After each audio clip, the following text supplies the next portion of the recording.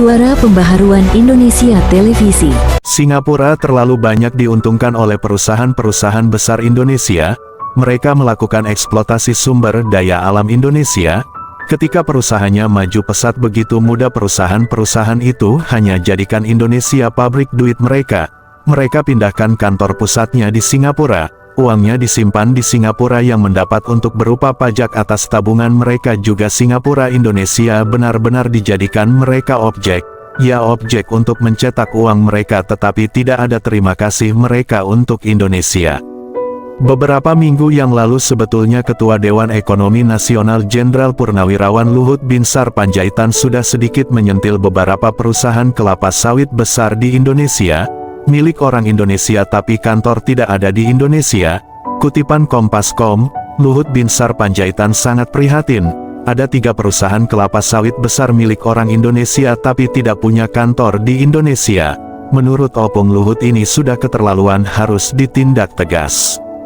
Walaupun pada saat itu Opung Luhut tidak menyebutkan nama-nama perusahaannya, tetapi Suara Pembaharuan Indonesia telah mendapatkan informasi bahwa nama-nama perusahaan itu antara lain: 1. First Resources Ltd. bergerak bidang kelapa sawit, memiliki kebun kelapa sawit seluas 213.421 hektar di Pulau Sumatera.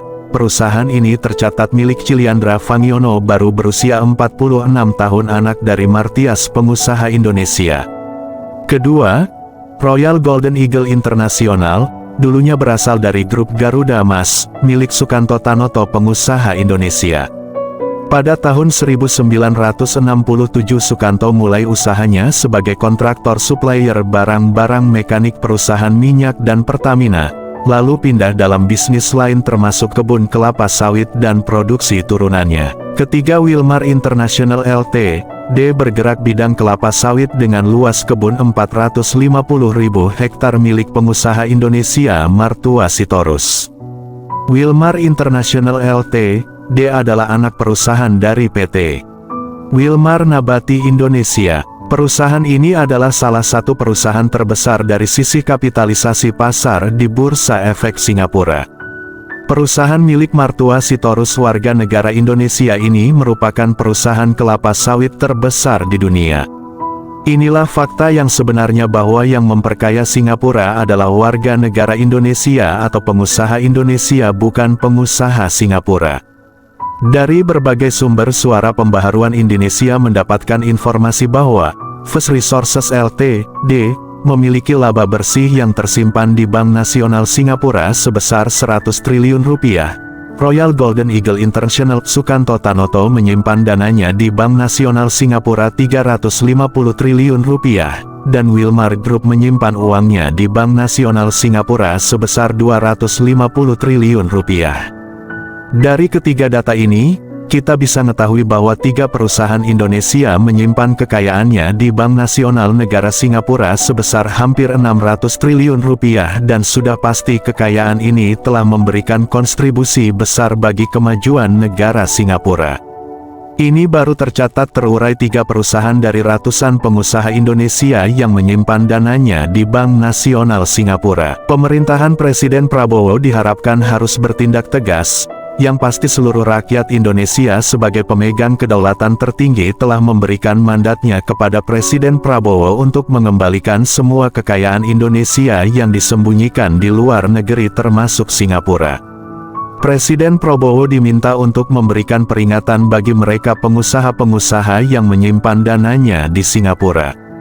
Status tanah kebun kelapa sawit mereka adalah hak guna usaha. Hak guna usaha menurut Undang-Undang Nomor 5 Tahun 1960 tentang Pokok-pokok Agraria adalah hak untuk mengusahakan sesuatu di atas tanah negara dalam kurun waktu tertentu. Artinya sepatutnya karena mereka sedang mengusahakan sesuatu di atas tanah negara, maka sepatutnya kewajiban mereka para pengusaha itu mendukung pembangunan negara Indonesia. Hal ini karena amanah Konstitusi Indonesia Pasal 33 Undang-Undang Dasar 1945 secara umum dijelaskan bahwa sumber-sumber kekayaan alam Indonesia dikelola untuk sebesar-besarnya kemakmuran rakyat Indonesia, bukan rakyat Singapura. Tindakan atau cara-cara mereka tidak memiliki kantor di Indonesia dan menyimpan kekayaannya di Singapura adalah satu bentuk tindakan berkhianat bagi kedaulatan negara Republik Indonesia. Presiden Prabowo diminta tarik semua hak guna usaha atas tanah yang sedang menjadi sumber kekayaan mereka jika mereka tidak menyimpan kekayaannya di Indonesia. Pemerintah Republik Indonesia memiliki hak untuk memberikan hak atas tanah kepada seseorang atau satu perusahaan juga memiliki hak untuk menarik hak atas tanah itu dengan alasan hukum yang tepat, sebagaimana diatur Pasal 2 Undang-Undang Nomor 5 Tahun 1960 tentang Pokok-Pokok Agraria. Seluruh rakyat Indonesia meminta Presiden Prabowo dan jajarannya konsisten memberikan pengawasan ketat bagi pengusaha-pengusaha Indonesia yang menyimpan dananya di Singapura. Jika mereka tidak kembalikan dananya di Indonesia, maka sanksi tegas harus dijatuhkan kepada mereka. Demikian ulasan Suara Pembaharuan Indonesia.